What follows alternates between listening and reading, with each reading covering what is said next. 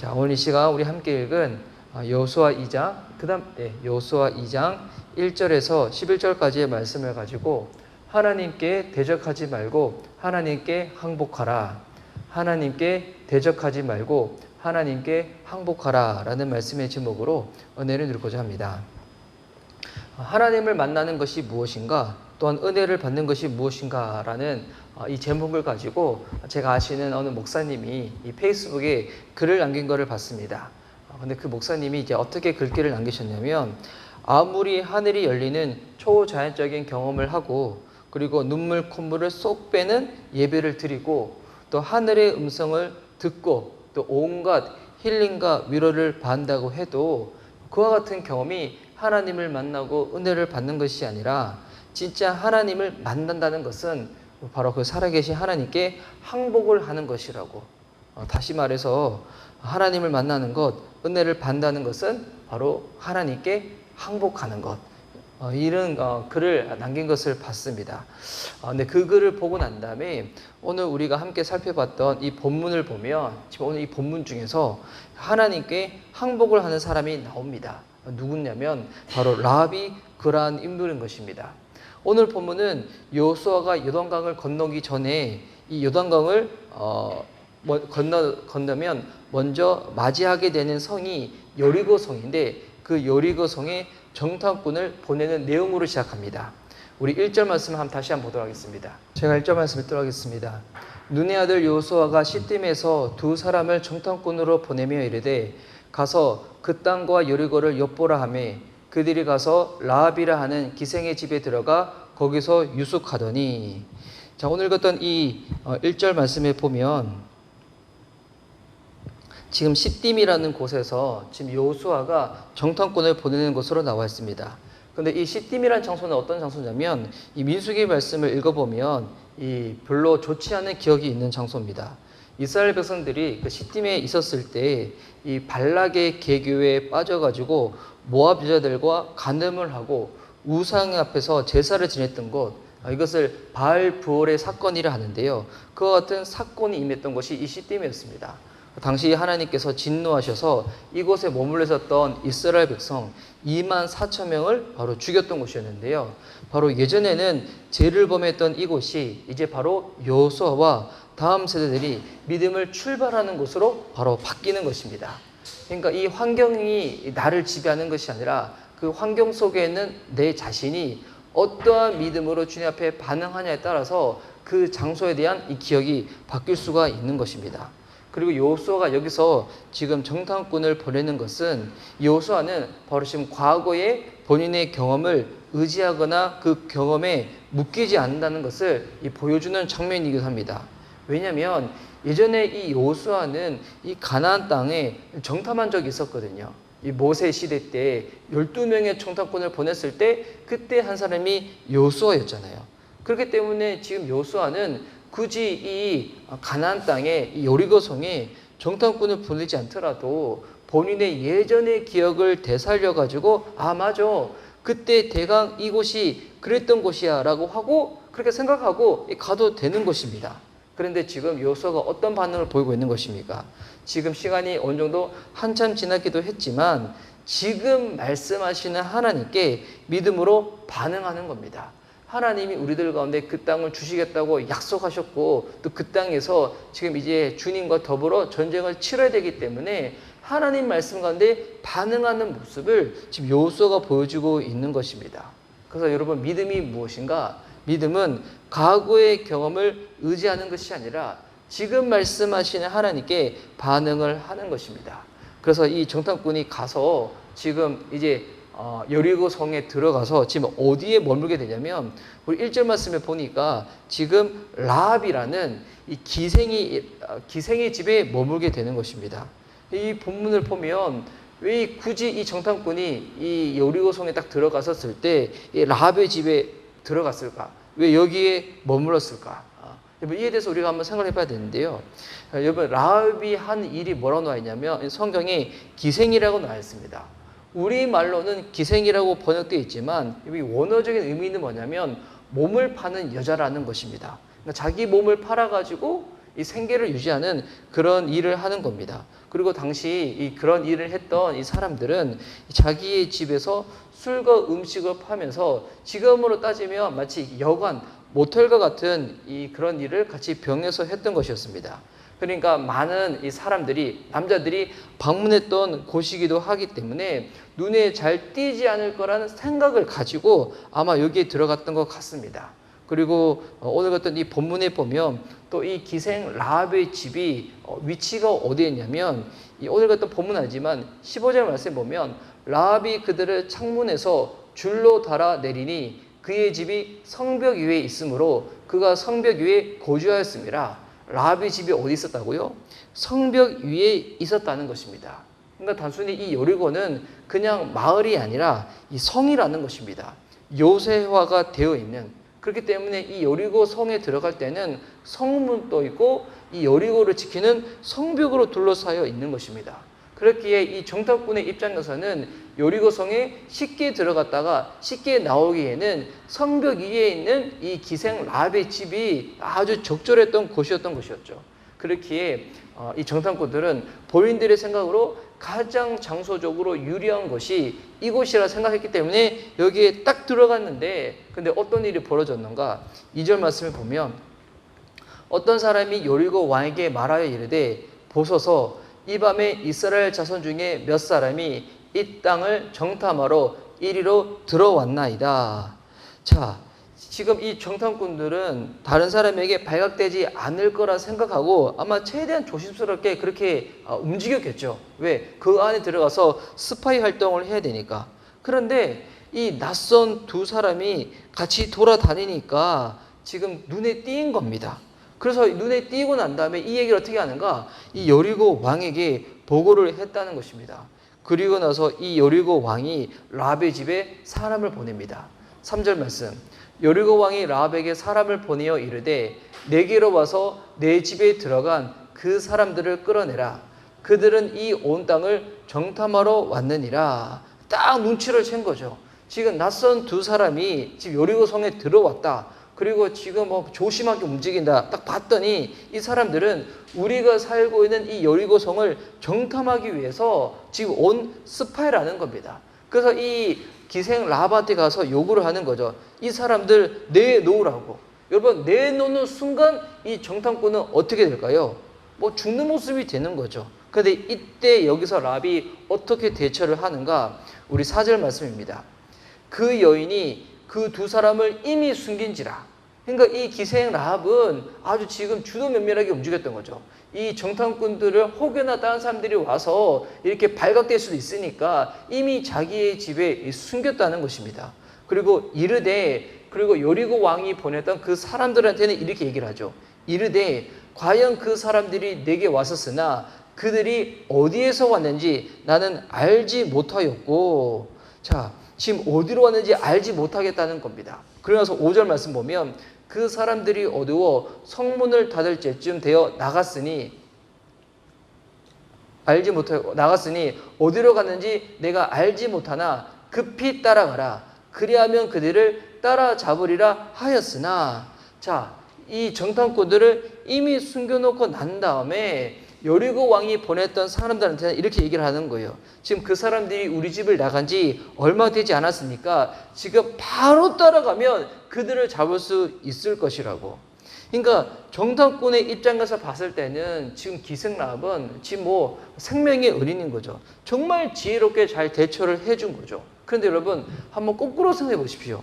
이 여리고 사람들의 입장, 여리고 왕의 입장에서는 지금 뭐 하고 있는 겁니까? 거짓말을 하는 정도가 아니라 지금 민족을 배신하고 배반하는 행동을 하는 것입니다. 그럼 여기서 우리가 이런 질문을 던질 수 있는 거죠. 여러분, 라합은 여리고 성에 살고 있는 사람인 거예요. 그런데 이 라합이 어떻게 해서 이와 같은 행동을 했을까요? 또한 만약 이런 행동을 했다가, 이런 거짓말을 했다가 발각이 되게 되면 라합도 상당히 위험한 이 환경에 처하게 되는 거잖아요. 그럼에도 불구하고 본인의 목숨까지도 위태로울 수 있는 그런 상황인데도 불구하고 자기 민족을 배신하면서까지도 이와 같은 행동으로 대처를 했던 이유가 무엇일까요? 근데 이런 행동을 했던 그 이유에 대해서 지금 그 다음 구절에서 우리에게 알려주고 있는데요. 자, 찾으러 왔던 사람들이 라합을 믿고 이제 빨리 찾으려고 성 밖으로 나간 겁니다. 그리고 성 밖으로 나가고 난 다음에 이제 이 라합은 이 성문이 닫히는 것을 보고 난 다음에 정탐꾼을 숨겨놨던 그 지붕으로 올라가가지고 그리고 정탐꾼을 만나자마자 이렇게 이야기를 합니다. 우리 9절 말씀, 8절과 9절 말씀 제가 읽을게요. 또 그들이 눕기 전에 이 정탐꾼들이 이제 밤이 됐나 봐요. 이제 잠자리에 들려고 하는 그 순간에 라합이 지붕에 올라가서 그들에게 이르러 말하되 여호와께서 이 땅을 너에게 주신 줄을 내가 아노라. 우리가 너희를 심히 두려워하고 이 땅 주민들이 다 너희 앞에서 간담이 녹나니. 자, 라합이 뭐라고 대답을 하는 것입니까? 라합은 하나님께서 이 땅을 너희에게, 정탐꾼 바로 유대인 이스라엘 너희에게 준 것을 나는 안다는 것입니다. 라합은 지금 하나님이 이 땅의 주인이 되신다는 것을 이미 믿는다는 것입니다. 라합에게 여러분 어떻게 해서 이런 믿음이 생겼을까요? 이게 또 10절 말씀에 나오는데요. 이는 너희가 애굽에서 나올 때 여호와께서 너희 앞에서 홍해 물을 마르게 하신 일과 너희가 요단 저쪽에 있는 아모리 사람의 두 왕 시온과 옥에게 행한 일, 곧 그들을 전멸시킨 일을 우리가 들었음이니라. 자, 이 10절 말씀 보니까 이 이스라엘 백성들이 애굽에서 나올 때, 그러니까 이거는 지금 그때 당시로 따지면 무려 40년 전의 일이죠. 근데 애굽에서 나올 때 하나님께서 홍해 물을 마르게 하신 일과 하나님이 놀라운 능력을 베푸셔가지고 홍해를 가르신 일과 또 너희를 대적하였던 이스라엘 백성을 대적했던 아모리 사람의 두 왕 시온과 옥을 전멸시킨 일을 어떻다는 거예요? 그 얘기를 들었다는 것이었습니다. 그 얘기를 듣고 난 다음 이스라엘 백성과 함께 하시는 여호와 하나님에 대한 이야기를 들었다는 것입니다. 그 얘기를 듣고 나서 여러분 모든 사람들이 이 라합처럼 반응하는 것은 아닙니다. 이제 듣고 난 다음에 이제 본인이 선택을 해야 되는 거죠. 그냥 듣고 나서 여러분 무시해도 되는 겁니다. 아, 뭐 그런 일이 있었구나 하고 그냥 넘어가도 되는 것이죠. 아니면 오히려 듣고 난 다음에 지금 여리고 성에 있는 왕과 다른 사람들처럼 이스라엘 백성들을 대적하기 위해 가지고 여러분 그렇게 해도 되는 것이에요. 근데 여러분 여기서 이스라엘 백성을 대적하는 것은 곧 누구를 대적하는 걸까요? 하나님을 대적하는 것이죠. 그런데 라합은 그와 같은 이스라엘 백성들의 이야기를 듣고 이스라엘 백성들과 함께 하시는 여호와 하나님에 대한 이야기를 듣고 난 다음에 딱 판단을 한 거죠. 아, 이분은, 이 하나님은 내가 지금 한 번도 본 적도 없고 내가 이분이 누군지 자세히 알지 못하지만 이분은 내가 대적해서 싸워서 이길 수 있는 분이 아니구나. 그렇다면 어떻게 될까요? 바로 이분께, 바로 하나님께 내가 항복하고 이분께 내가 순복해야 되는구나. 여러분, 라합은 그렇게 판단을 했다는 것입니다. 이번 그런 판단, 그런 선택이 라합을 살렸던 것이었고 라합 집에 머물렀던 이 정탐꾼을 살리게 되는 계기가 되었던 것이었죠. 여러분, 오늘 본문에서 라합은 하나님이 어떤 분이라고 생각했다고요? 여러분, 하나님은 내가 싸워서 이겨야 할 적이 아니라는 것입니다. 하나님은 어떤 분이신가? 내가 항복해야 될 대상, 내가 따라가야 될 대상, 내 마음과 생각과 모든 것을 다하여서 내가 순복해야 될 대상이 바로 하나님이라는 겁니다. 라합에게는 이와 같은 믿음이 있었다는 것이었습니다. 여러분, 그리고 난 다음에 이 라합이 하나님을 이렇게 고백하고 있죠. 11절 말씀, 우리가 듣자, 그러니까 하나님에 대한 이야기를 듣자, 너희들에 대한 이스라엘 백성들의 이야기를 듣자 곧 마음이 녹았고, 여러분, 마음이 녹았다는 것은 무엇이냐면 바로 하나님을 두려워하기 시작했다는 거예요.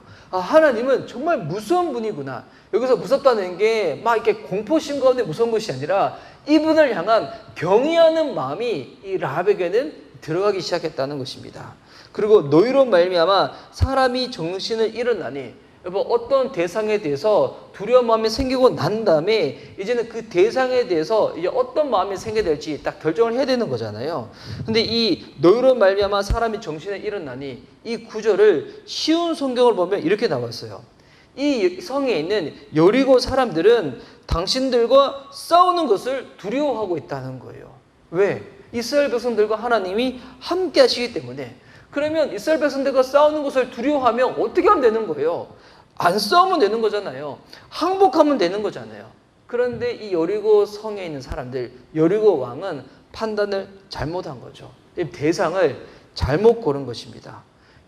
이 라합에게 있어서 이 하나님은 싸움의 대상이 아니라는 거죠. 바로 내가 항복해야 될 대상, 내가 바로 순복해야 될 대상인데, 이 여리고 사람들은 그 이야기를 듣고 두려워했음에도 불구하고 이 이스라엘 백성들과 싸우려고 준비를 했다는 것입니다. 근데 라합은 하나님을 어떤 대상이라고? 항복해야 될 대상, 순복할 대상으로 생각했던 거죠. 그래서 11절 후반절에 이렇게 고백을 합니다.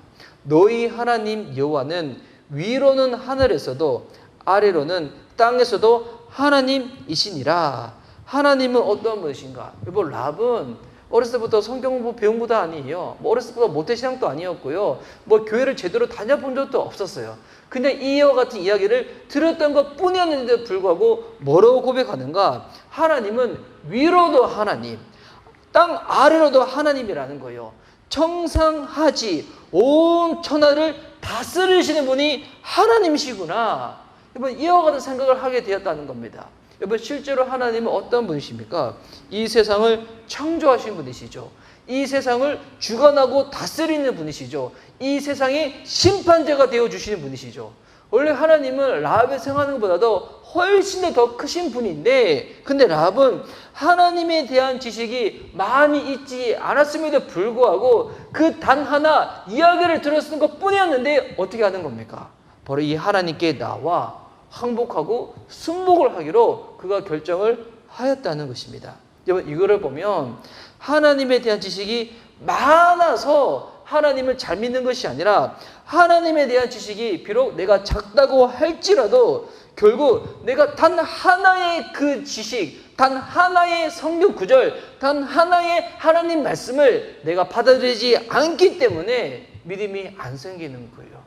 오늘날 우리가 이 땅을 살아가는 동안에 왜 환경의 지배를 받고 넘어지는가? 여러분, 내가 하나님을 많이 몰라가지고 아니에요. 물론 하나님을 많이 알아야 될 필요성은 있겠지만, 오늘 듣는 이 말씀의 단 어떤 부분이라도 내가 듣고 믿고 받아들이면 우리는 주님 앞에서 항복하고 그분께 순복하며 나아갈 수가 있는 겁니다. 그런데 하나님의 말씀을 들었음에도 불구하고 내가 하나님의 말씀을 무시해버리고 오히려 더 하나님께 항복하기보다도 대적하며 나아가면, 이제 앞으로 여호수아서를 통해서 우리가 확인하게 되겠지만 여리고 성에 있는 사람들처럼 바로 패배로 그 인생이 망가지게 되는 것입니다. 여러분, 신앙은 무엇인가? 하나님에 대한 이야기를 들었으면 들은 바대로 어떻게 되는 거예요? 그 하나님께 순복하는 거예요. 항복하는 거예요. 처음에 제가 설교를 시작할 때 믿음이 뭐라고 했습니까? 어느 목사님이 페이스북에 올린 글인데, 믿음이라는 것은 신비적인 경험, 예배 때 눈물 콧물 쏙 빼는 거, 막 예배 드리다가 갑자기 하늘의 음성을 듣는 거, 예배 때 온갖 위로를 받는 거. 물론 여러분, 이와 같은 것들도 여러분 우리가 주님을 정확하게 아는 부분에 있어 가지고 돕는 재료긴 하지만, 여러분 이것은 시작일 뿐이지 이게 하나님을 믿는 것은 아니라는 거예요. 그런 것을 통하여 어떻게 해야 된다는 것입니까? 바로 하나님께 항복을 하는 것입니다. 믿음이 무엇인가? 은혜를 받는 것이 무엇인가? 하나님을 만난다는 게 무엇인가? 하나님께 항복하는 것입니다. 이거를 신약 성경으로는 이렇게 표현하고 있는 거죠. 내 자아의 죽음인 겁니다. 내가 그리스도와 함께 십자가에 못 박혔나니, 바로 우리가 날마다 죄에 대하여 죽은 자로 하나님께 대하여 산 자로 나가는 것입니다. 이게 지는 것 같지만 실제적으로는 하나님께 항복하는 자가 하나님의 구원과 도우심을 경험하게 되는 것입니다. 그렇게 오늘 또 우리가 이 하루를 시작하면서 주님 앞에 예배드리면서 우리가 뭘 해야 되는 것인가? 내 편에서 내가 원하는 거, 이루고 싶은 것들, 이 온갖 것들을 다 가지고 와가지고 주님 앞에서 막 썰푸듯이 다 내어놓으면서 내가 하고 싶은 것들을 하면서 나의 자아를 충족시키는 게 믿음이 아니라는 거예요. 하나님께 항복하는 겁니다.